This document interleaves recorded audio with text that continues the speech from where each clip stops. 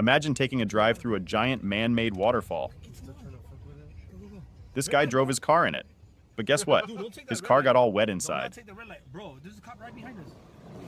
Oh shit! What the fuck? Bro! Oh shit!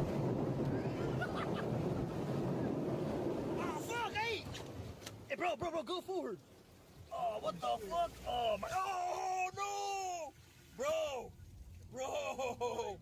Oh no way! That is crazy! Oh, they're gonna see this video.